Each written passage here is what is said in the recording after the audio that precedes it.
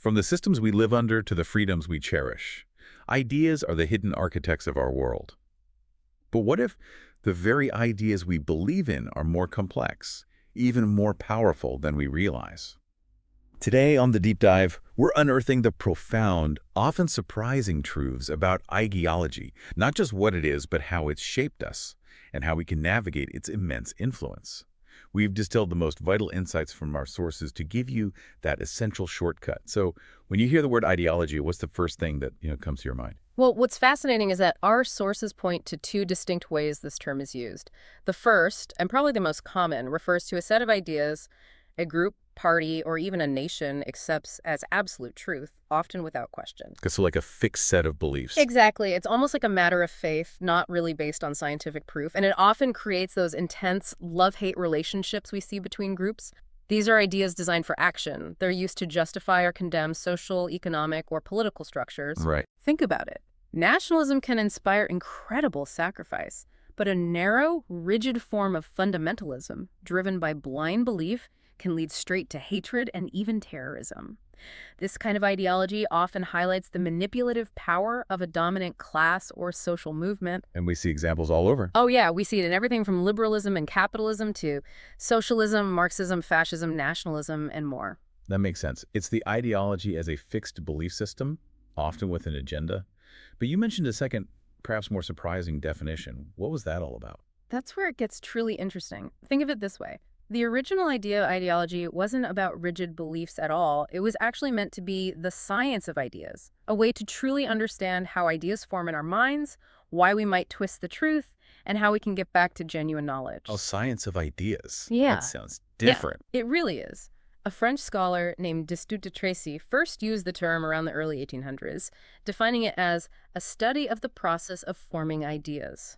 He believed knowledge came only from our senses, from empirical observation, and that science could actually improve society. And actually much earlier, Francis Bacon, late 1500s, early 1600s, also pushed for knowledge based on careful and accurate observation and experience, warning us about false impressions or idols that can cloud our judgment. So studying how we think, basically. Exactly. In modern academic circles, this science of ideas is often called sociology of knowledge, a term popularized by Karl Mannheim, or critical theory, a concept from the Frankfurt School. Both aim to dig in and identify the causes of distortion in the prevailing ideologies we encounter every day. So if I'm understanding this right, we've got ideologies, a fixed, often partisan belief system, and then ideology as this almost scientific study of ideas themselves. That distinction feels really important. It's crucial. Especially when we consider how terms like liberalism or socialism are used in both ways. In fact, our sources suggest that when ideology becomes too rigid, too fixed on achieving predetermined goals, it can lead down a very dark path, right? Absolutely. That's precisely where we see it converge with totalitarianism. When an ideology becomes a tool for motivating people for the achievement of predetermined goals, it comes close to totalitarianism. Totalitarianism. Controlling everything. Exactly. Totalitarianism, simply put, is a system where the state tries to control every single aspect of its citizens' lives, leaving no room for opposition or criticism. No dissent allowed. None. Karl Popper, in his influential 1945 work, The Open Society and Its Enemies, famously argued that ideology is the characteristic of totalitarianism and has nothing to do in an open society. Okay, so open versus closed societies. Right. An open society welcomes new ideas, allowing science and freedom to flourish. A totalitarian one, by contrast, claims that it has already found the absolute truth and strives to implement it ruthlessly. And Hannah Arendt, in The Origins of Totalitarianism from 1951, saw it as a system of total domination, characterized by ideology and terror, fueled by things like anti-Semitism, imperialism, and the breakdown of society into uprooted masses. So historical context is key here. Definitely. Historically, while Marx initially used the concept of ideology to critique capitalism, the idea of totalitarianism really took hold in the early 20th century to describe the regimes of Soviet communism under Stalin and fascism under Mussolini and Hitler. Both of them, as we know, made ample use of their respective ideologies for the mobilization of their citizens. It sounds like when ideology takes that rigid totalitarian form, it can be incredibly destructive. Yeah. And yet there was a strong movement that argued we were actually beyond ideology, Right. that it had essentially ended in the West. That seems like a pretty bold claim, doesn't it? What was the basis for that end of ideology thesis? It was a powerful argument, yeah, that emerged in the mid-1950s and 60s. It suggested that because ideology was so closely tied to totalitarianism, it simply had no place in what they called open societies. Right. This viewpoint also proposed that a country's social and economic structure was really driven more by its industrial development level than by its political ideology. So industry over ideas. Kind of. The implication was that capitalist and communist nations would eventually evolve similar characteristics. Interesting. Edward Shills articulated this in his 1955 report, The End of Ideology. Daniel Bell, in his 1960 book, The End of Ideology, even claimed there was a rough consensus among intellectuals on political issues across the Western world. A consensus on what? Well, this included an acceptance of the welfare state, the desirability of decentralized power, a system of mixed economy, and of political pluralism. Ralph Dahrendorf in 1957 similarly argued that Western societies had become post-capitalist, meaning Marx's idea of economic and political conflict no longer applied directly. Seymour M. Lipset in 1960 observed that the fundamental political problems of the Industrial Revolution have been solved in Western democracies, suggesting intellectuals no longer needed ideologies or utopias to motivate them. Oh, the problems were solved. Really? That was the argument. Even economists like W. Rostow and J.K. Galbraith argued that economic and techno-economic structures, rather than ideology, were pushing societies towards similar traits. Right. And of course, the collapse of communist systems in 1989-91 significantly boosted this idea, leading to Francis Fukuyama's famous end of history thesis. Oh, yeah, I remember that one. Which proclaimed an unabashed victory of economic and political liberalism as the final form of human government. That sounds almost utopian, a world where the big political problems are solved. But surely not everyone agreed that ideology was dead. What were the critical voices saying about that idea? You're right. Many critics severely criticized the end of ideology thesis. Richard Titmuss pointed out that it conveniently overlooked the problems of monopolistic concentration of economic power, social disorganization, and cultural deprivation within the capitalist system. So, ignoring the downsides of capitalism. Pretty much. C. Wright Mills, quite bluntly, called its proponents advocates of status quo, seeing it as nothing more than an ideology of political complacency. Complacency, okay. And perhaps the most insightful critique came from Alasdair MacIntyre. He observed that the end of ideology theorists failed to entertain one crucial alternative possibility, namely that the end of ideology, far from marking the end of ideology, was itself a key expression of the ideology of the time and place where it arose. Whoa. So the idea that ideology ended was itself an ideology. Exactly. Kind of blows your mind, right? It does. So the debate clearly continues. Perhaps it's not about the end of ideology, but about understanding the different forms it takes and how it constantly evolves. I think that's a much more accurate picture. Now let's zoom in on some of the major ideologies that have profoundly shaped our world. First up, liberalism. What's its core principle? At its core, liberalism is a political principle that puts the liberty of the individual first and foremost as the goal of public policy. It fundamentally means liberation from restraints, especially those imposed by an authoritarian state. Freedom from the state, basically. That's a big part of it. It really took root in the West in the late 17th century, driven by the need to break down feudal privileges and create the right conditions for a new entrepreneurial class to emerge. Okay. Its basic tenets are pretty clear. A belief in humanity as rational beings with immense potential, a way to reconcile individual self-interest with the common good. Balancing self and society. Right. Plus, the idea of natural rights that no authority can ever violate, and the view that civil society and the state are simply artificial creations designed to serve the common interest. And of course, it champions civil liberties like freedom of thought, expression, association, and movement. That's a powerful foundation. So how did this original idea then evolve, especially concerning the role of the state? Well, Early proponents like John Locke, Adam Smith, and Jeremy Bentham champion what we call classical liberalism, also known as negative liberalism. Regular. Yeah, meaning it advocated for laissez-faire, basically, least interference of the state. They saw the state as a necessary evil, where the individual was the ultimate goal and the state merely a tool. Keep the state out of it. Pretty much. But then later thinkers like John Stuart Mill, T.H. Green, Harold J. Lasky, and R.H. Tawney developed positive liberalism and the welfare state. Okay, so a shift there. A significant shift. This contemplated a positive role of the state in securing a dignified life to individuals, even advocating for things like taxation of the rich for the benefit of the poor. A helping hand from the state. Exactly. More recently, though, we've seen neoliberalism, or libertarianism, championed by figures like F.A. Hayek, Milton Friedman, and Robert Nozick. Bringing back the old ideas. In a way. This is essentially a contemporary version of classical liberalism, which denounces the welfare state, opposes state intervention and control of economic activities, and seeks to restore laissez-faire individualism. They firmly believe in the primacy of the spontaneous order of human relationships as exemplified in free markets, and view the state as a positive evil. A positive evil. Strong words. So it sounds like even the seemingly benevolent idea of the welfare state, from a critical perspective, wasn't purely about compassion.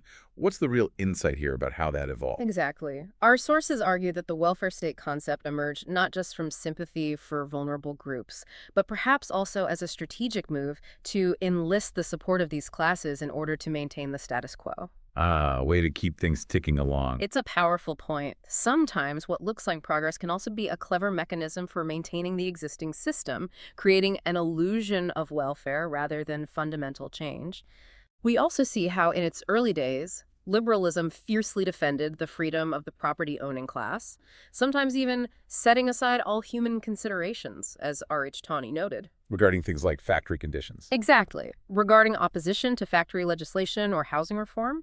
And in developing nations, it's particularly prone to an obvious imbalance in the sphere of protection of the interests of the various groups, often dominated by vested interests. Despite these sharp criticisms, liberalism clearly has a significant and lasting legacy. Yeah. What would you say is its greatest contribution?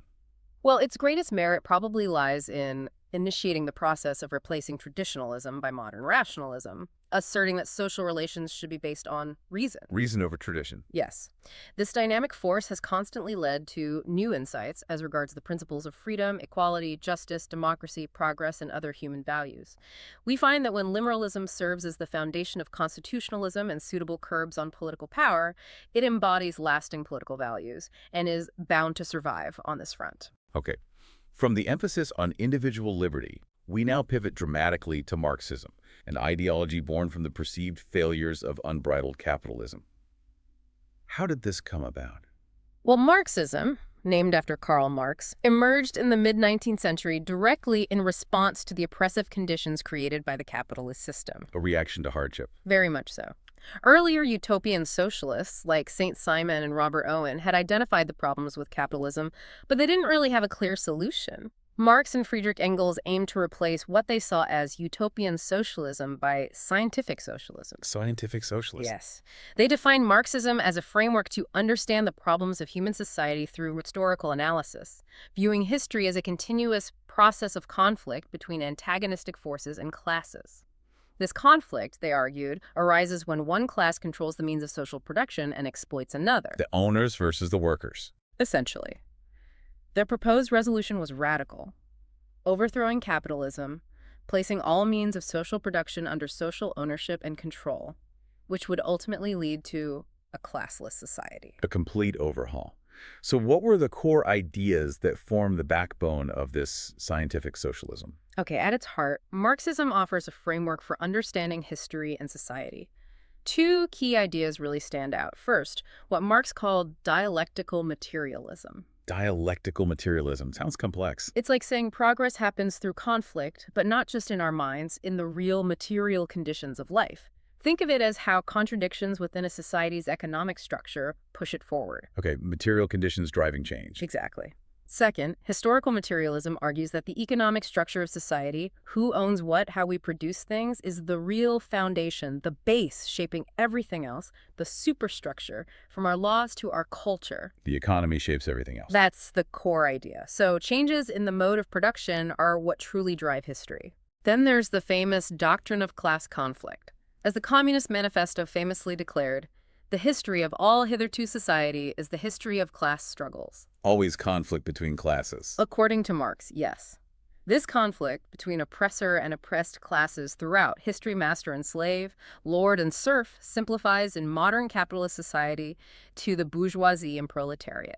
Marx and Engels believe the proletariat alone is a really revolutionary class, whose movement serves the interests of the vast majority, leading to the final emancipation of mankind. What are the economic engine behind all of this? How did Marx view the capitalist system itself? That brings us to the theory of surplus value, which forms the economic basis of Marxist critique of capitalism. Surplus value. What's that? Marx argued that labor is the sole creator of value. Capitalists, he said, exploit workers by paying them only subsistence wages while keeping the surplus value, which is essentially the value of the labor done by the worker for which he's not paid at all. The profit made off the worker's back. That's the idea. It's the profit extracted from unpaid labor.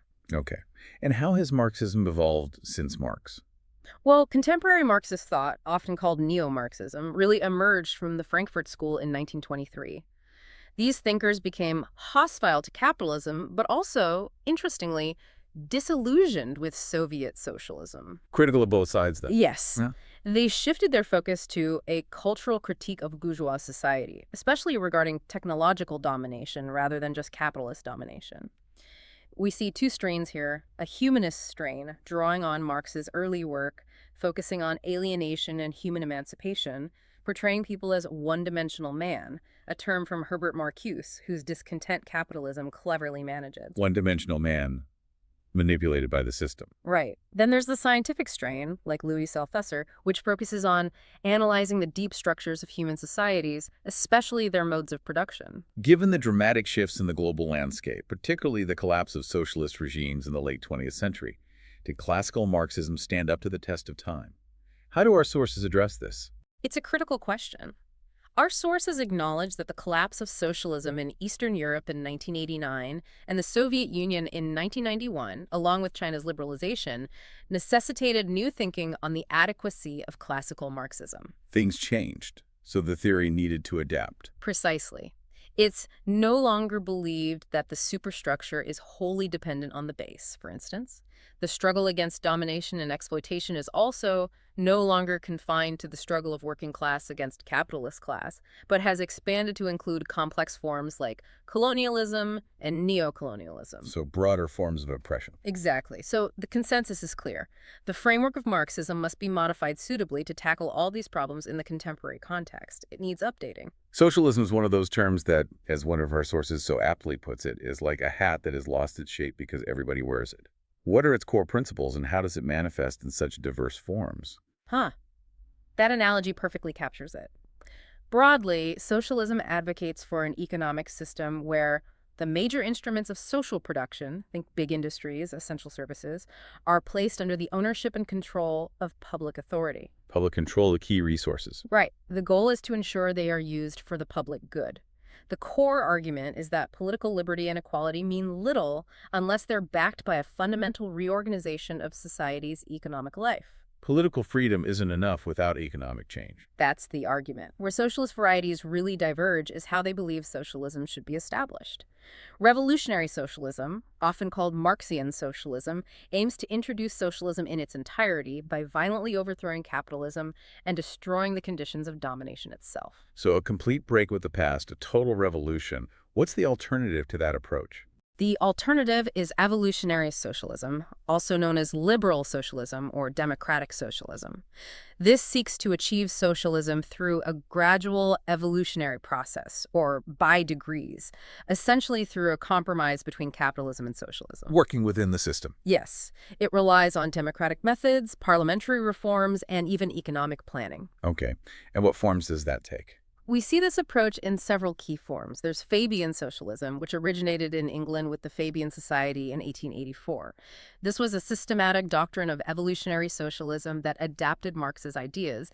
They focused on concepts like the Ricardian law of rent, how some people profit without producing, and aimed to spread socialist ideas not just to workers, but by permeating the middle class. Spreading the message gradually. Exactly. Introducing socialism by degrees through state and cooperative ownership and gradual democratization. Figures like George Bernard Shaw and Sidney Webb were key. Webb asserted that true democracy meant people controlled not just their political organizations, but also the main instruments of wealth production. And were there other significant paths for this gradual approach? Absolutely. There was German social democracy, championed by Ferdinand Lassalle, which pushed for workers to organize into a political party and secure universal, equal, and direct suffrage to achieve a constitutional and peaceful transition from the capitalist state to a worker state. Using the vote. Right.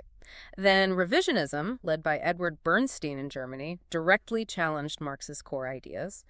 Bernstein argued that class struggle was less intense than Marx predicted, the middle class was growing, and small-scale industry was persisting. So questioning Marx's predictions. Yes. He famously insisted that socialism should be treated more as a movement than an ultimate goal, and that liberal democracy was the very substance of socialism. Interesting take. Any others? We also find syndicalism prominent in France and Latin countries, which focused on labor unions as the cells of the future socialist order. They advocated for industrial action, including the general strike, as a key means for workers to gain control over industry. Power through unions. Exactly. And finally, guild socialism in England sought to blend socialism with the ancient guild system, upholding class struggle and the abolition of the wage system, but also emphasizing worker representation and consumer importance. It aimed to abolish the old state, but create a new organization for civic activities. That's a lot of different flavors of socialism, all trying to achieve similar goals through different means. Yeah. Despite its wide adoption in various forms, what are some of the criticisms leveled against evolutionary socialism? Well, it's often criticized for lacking a coherent doctrine. Its many varieties frequently fail to evolve suitable alternative strategies to the more revolutionary Marxian socialism. Less clear on the how. Kind of. Some forms, like Fabian socialism, were primarily based in the intellectuals of the middle class, with hardly any links with the working class, which some critics dismissed as an intellectual luxury. Disconnected from the workers. That was the critique. It's also criticized for legitimization of the bourgeois state, essentially acting as a safety valve by granting small concessions to contain unrest, thereby preserving the market society system with certain modifications. Just patching up capitalism. That's the accusation. Even pure socialist systems found they needed a modicum of market principles for efficiency, what's called market socialism. But this mix often could not solve the problem of scarcity, and in some cases led to bureaucratic corruption and eventual collapse. So even with those criticisms and the past struggles, is there still hope for socialism today? Is there a path forward? According to our sources, in the present age of disillusionment with revolutionary socialism, evolutionary socialism or democratic socialism is the only hope to promote social justice. Democratic socialism is the main option left. It's widely seen that way, yeah, as definitely better than the crude form of capitalism. The idea is that if exploited classes are on the alert, well-organized, vocal, and seriously engaged in building up strong public pressure against the capitalist class, they might transform the capitalist system even through the ballot box. Change through democracy. Right. The combination of democracy and socialism is now regarded as not only possible, but logical and even inevitable. Okay.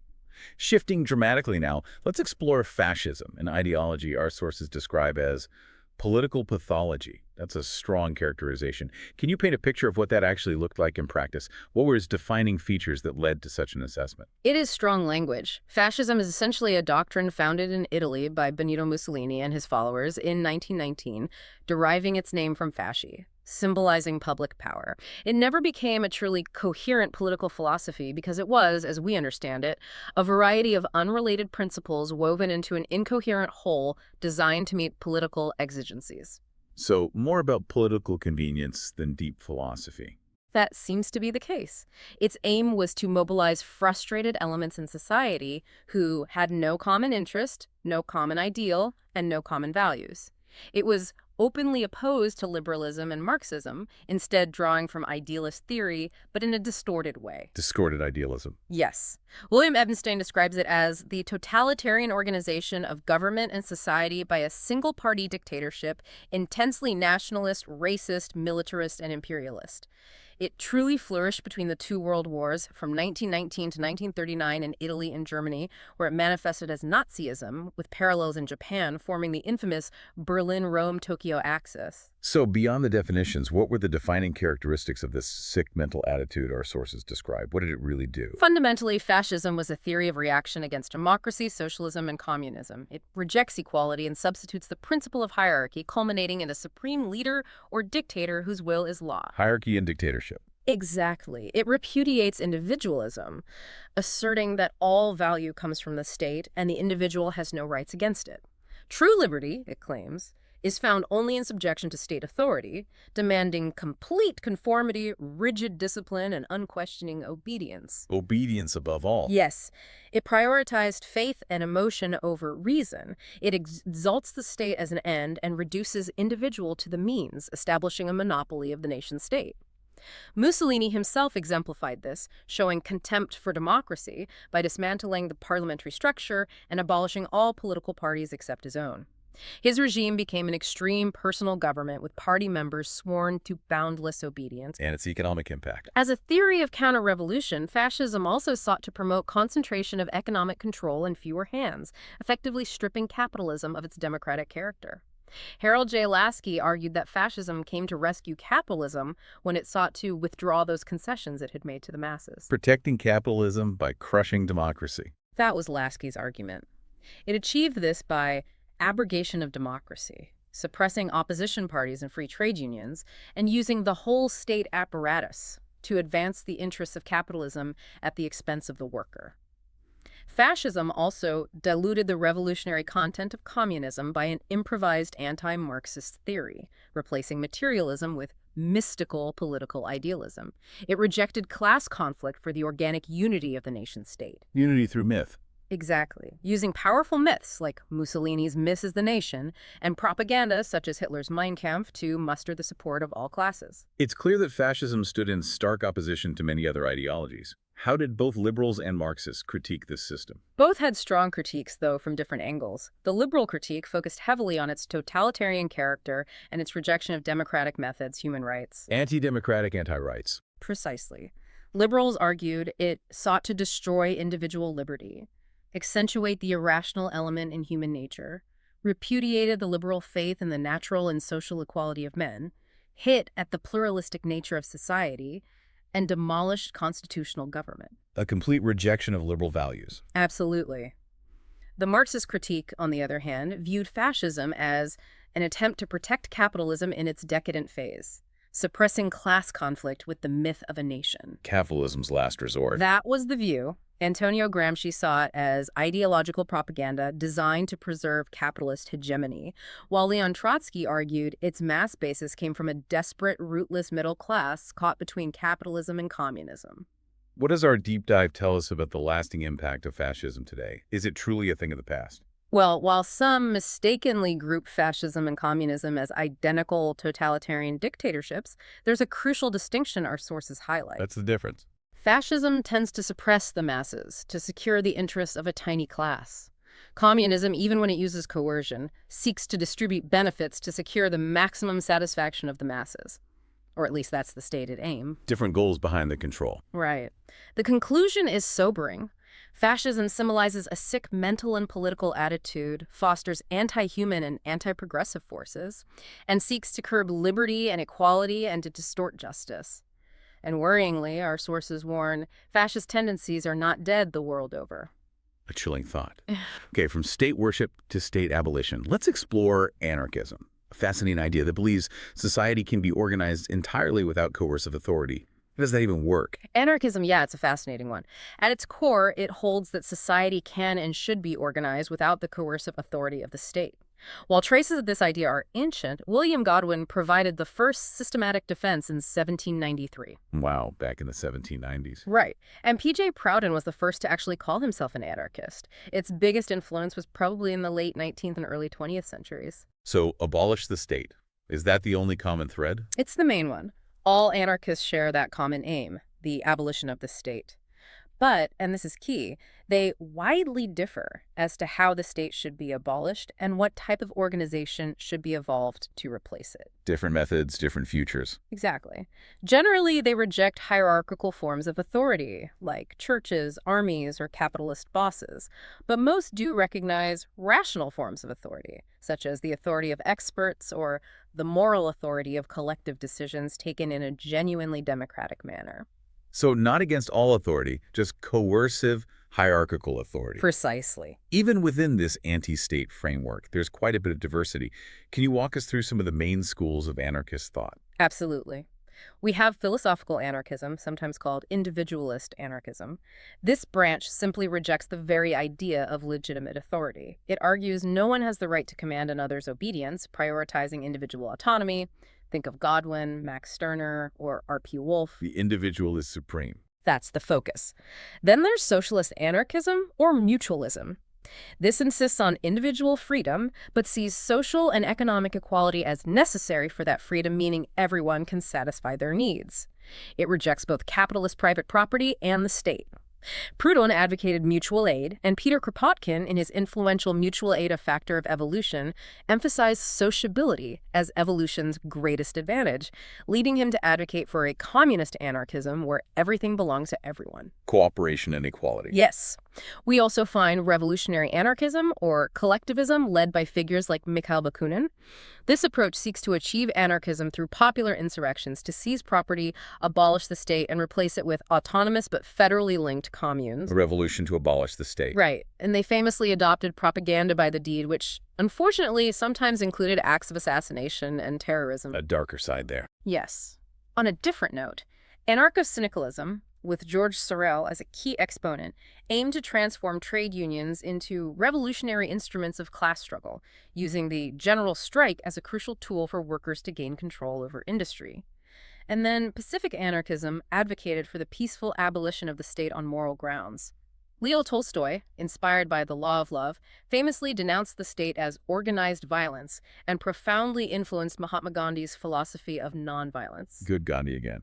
And what about contemporary versions of anarchism? Today, we see libertarian anarchism, which is a contemporary form of individualist anarchism. It's a revival of laissez-faire individualism championed by figures like Herbert Spencer, F.A. Hayek, and Robert Nozick. Neoliberals, but more extreme. You could see it that way. They believe that social order exists independently of the state, that it's an order spontaneously generated. Robert Nozick, for instance, argued the state has no legitimate powers beyond the functions of protection, justice, and defense, and that it is, in fact, a positive evil. The minimal state?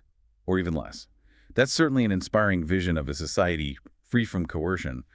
But what are its challenges in the real world? How does it actually hold up? Well, the main critique is that anarchism takes a too optimistic view of human nature. Our sources really question this. If human nature were so inherently benign, why would the very ills it seeks to remedy have arisen in the first place? Good question. How did we get states if we're naturally cooperative? Exactly. And in our contemporary world, facing worldwide terrorism, crime, and environmental pollution, the need of regulation has become all the more evident and pressing, even suggesting a need for some global authority. The anarchist vision is often seen as terribly inadequate to deal with this situation. Maybe too idealistic for complex problems. Perhaps. However, its enduring significance lies in drawing our attention to the tyranny of economic and political power which makes the life of people so miserable, and prompting us to devise suitable means to curb that power. It keeps asking important questions about power. Now let's turn to an ideology that, while famously rejecting the term itself, offers a profound alternative vision. Gandhism. How did Gandhi approach the world?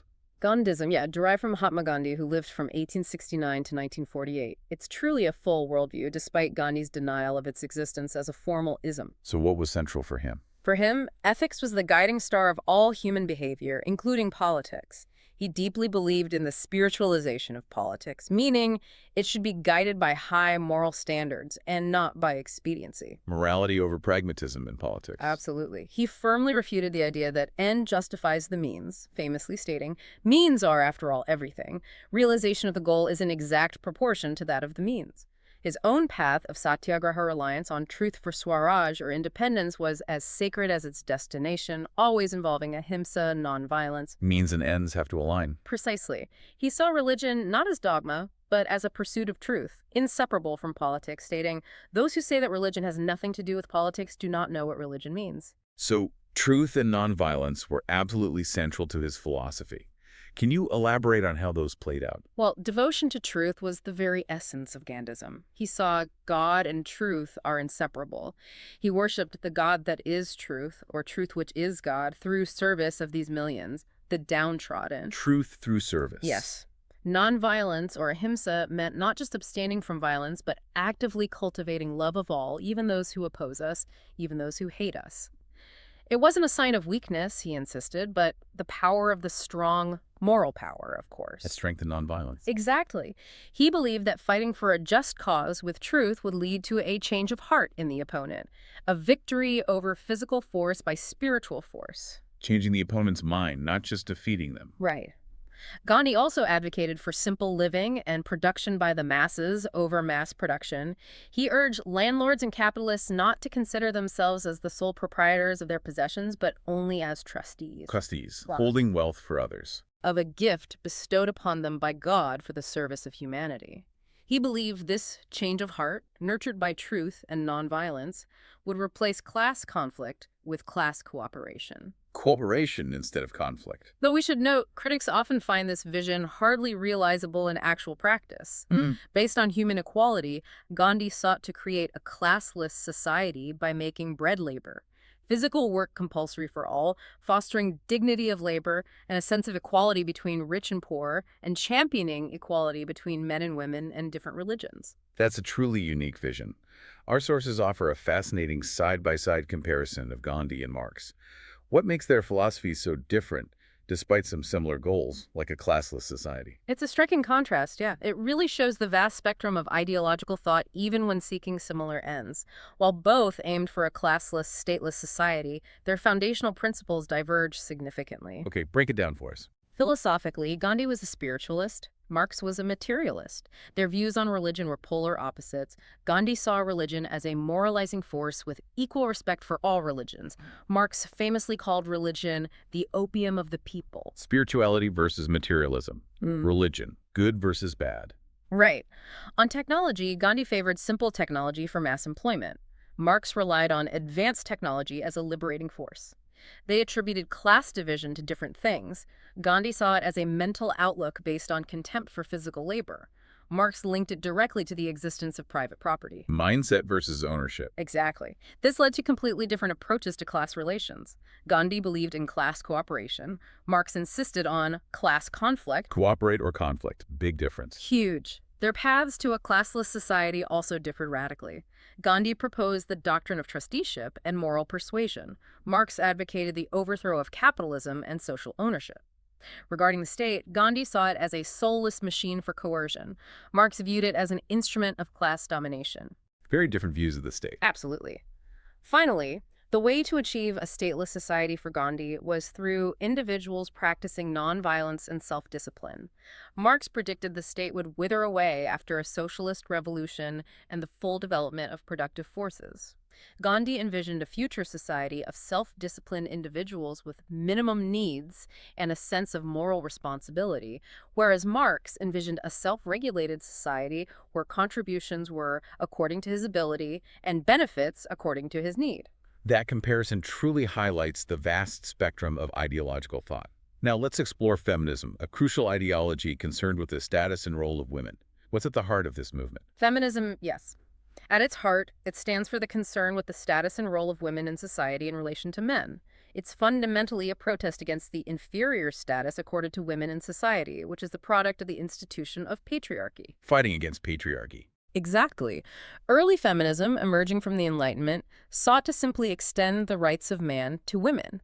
Thinkers like Mary Wollstonecraft in her 1792 Vindication of the Rights of Woman. Another early one. And John Stuart Mill, in The Subjection of Women from 1869, forcefully challenged prevailing beliefs in female inferiority, demanding equal rights in education, employment, property, and the vote. Demanding basic equality. Yes.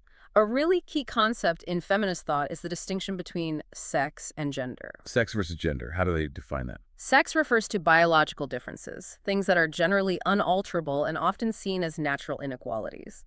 Gender, however, refers to cultural ideas, expectations, and social status differences. These are alterable and are considered conventional inequalities. Our sources note that masculinity, things like aggressiveness, dominance, and femininity, peacefulness, submissiveness, are almost universal cultural traits, which are not directly based on biological differences, but are products of the social organization based on patriarchy. So gender is learned, constructed by society. That's the core idea, and the urgency for this movement is still incredibly clear, isn't it? Seems like it. What do the numbers say? Well, a 1980 United Nations report underscored this, stating, "Women constitute half the world's population, perform nearly two-thirds of its work hours, receive one-tenth of the world's income, and own less than one-hundredth of the world's property." A condition that, depressingly, our sources note, remains more or less unchanged today. Well, those stats are stark. Still. Largely, yes. Yep. Historically, while early division of labor might have been practical, women were systematically deprived of her share in power, including property, voting, and education. The women's liberation movement, which emerged in the U.S. in the early 1970s, broadened demands to include equal pay, abortion reform, non-sexist vocabulary, and representation in media. Even in places like India, we've seen significant legislation like the Dowry Prohibition Act of 1961 and the Protection of Women from Domestic Violence Act of 2005. So within this broad movement, our sources describe different streams of feminist thought. How do they approach the problem of gender inequality? They approach it from different angles, definitely. Liberal feminism aims for absolute equality of opportunity for men and women, and complete removal of gender-based discrimination, focusing on reforms like equal pay and increased political representation, working within the existing framework for equal opportunity. Equality within the system, right. Then there's radical feminism, pioneered by Shulamith Firestone in The Dialectic of Sex from 1970, and Kate Millett in Sexual Politics from 1971. This school of thought argues that women's subordination could not be understood as a symptom or aspect of some deeper or more comprehensive system of domination. So patriarchy isn't just a side effect. Exactly. Instead, they assert it is ultimately biological, rooted in reproductive biology, and fundamentally power-based. They believed technological advances like contraception and test tube babies offered means of freeing themselves from the tyranny of their reproductive biology. Biology as the root, technology as a solution. That was a key argument. Finally, socialist feminism, championed by thinkers like Sheila Robotham, combines radical feminism's patriarchal analysis with Marxism's class analysis. Bringing patriarchy and capitalism together. Yes. They argue that capitalists, as well as men, are the beneficiary of women's subordination, directly linking the struggle for women's liberation with the struggle against capitalism. You have to fight both. So despite all these legal changes and different approaches, what does our deep dive reveal about women's representation and empowerment in the real world? Has the needle really moved? Well, feminists argue that until the condition of equal participation of women in public life is fulfilled, the concept of citizenship cannot be brought to its logical conclusion. True citizenship requires equal participation. Exactly. Despite increased voting, women's share in political authority remains insignificant. There's a striking anecdote. In November 1990, out of 34 heads of government at a historic conference, only 2 women could be spotted after a thorough search, and one even resigned 2 days later. That's not many. No. It really makes you wonder, as the source asks, which era had come to an end. Point taken. While some countries like Sweden, Finland, Norway, and Denmark show virtual absence of any gender bias, according to UNDP's 1995 Human Development Report, others, including some economic tigers of East Asia, show improved development for women, but a denial of a tangible share in economic and political power. Progress in some areas, but not power. Right. On the issue of equal rights itself, there are 2 broad views. One argues no difference between men and women as regards their capabilities, requiring the same laws. The other suggests women are essentially different and require equal opportunities to develop and apply their distinctive capabilities along with equal rights, including things like exemptions from hazardous tasks and provisions for maternity leave or child custody. Sameness versus difference, but both demanding equality. Exactly. We find the latter view, acknowledging difference but demanding equal opportunity and rights, is seen as more reasonable and is widely endorsed. Ultimately, the report defines gender equality as not a technocratic goal. It is a political process. It requires a new way of thinking in which the stereotyping of women and men gives way to a new philosophy that regards all people, irrespective of gender, as essential agents of change. A shift in thinking is needed. This deep dive into feminism clearly shows us how understanding gender as a cultural construct is essential to achieving true justice. Phew. From the foundational definitions of ideology to the intricate workings of specific thought systems like liberalism, Marxism, socialism, fascism, anarchism, Gandhism, and feminism, we've covered a vast landscape of ideas today. We really have. We explored how ideologies can be rigid sets of beliefs or a critical science of ideas. We saw their role in shaping political systems, driving revolutions, or maintaining the status quo, and how they define our understanding of freedom, equality, and justice. We also looked at how diverse thinkers have challenged each other and how society's needs have pushed ideologies to evolve over time. This deep dive has truly shown us the enduring power of ideas. So as you go about your day, perhaps consider, what ideologies are shaping the conversations around you, or even your own perceptions without you even realizing it? And what would it look like to approach those ideas with a truly disinterested search for truth, as our sources put it? Precisely. The quest for human emancipation, as our sources highlight, is a complex venture with no ready-made answers. It's about drawing and examining relevant ideas from different ideologies to devise solutions for human problems. This journey of understanding continues. It has to. Keep exploring, keep questioning, and stay curious. Until next time, keep diving deep.